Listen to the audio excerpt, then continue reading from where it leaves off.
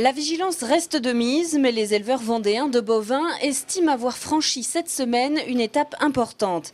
Après 3 jours de blocage des abattoirs de Bigard, groupe qui assure près de la moitié de l'activité du secteur, ils ont vu une partie de leurs revendications satisfaites. Ce qui a été signé avec Bigard, c'est notamment qu'à partir d'aujourd'hui 12 novembre jusqu'au 19, il y a un engagement de mettre 5 centimes d'euros par kilo. Mais il est bien évident que ça aura d'effet que si c'est accompagné d'une continuité d'augmentation pour les semaines qui viennent. Et c'est ça l'enjeu.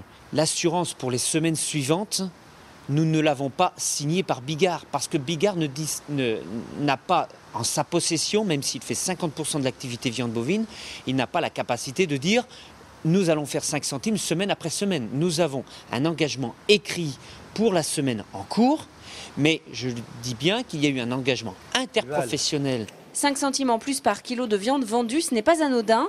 Ça représente par exemple 1 000 € de gains par an pour un éleveur comme Christian.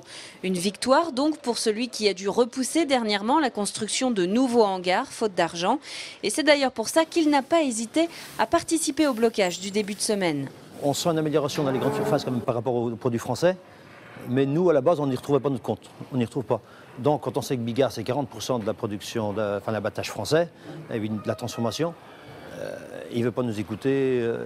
Non, c'est pas normal. Donc, la base, on avait besoin d'aller le voir, de le rencontrer, de lui dire bon, ben, tu bouges, nous, on a besoin. La marge, elle est chez toi, il nous la faut. Aujourd'hui, l'éleveur est donc plus serein, même s'il se pose encore des questions pour son fils qui doit prendre la relève. Les 5 centimes, c'est qu'une partie. Je pense qu'il y en aura d'autres plus tard. Enfin, ça va se dégager de semaine en semaine.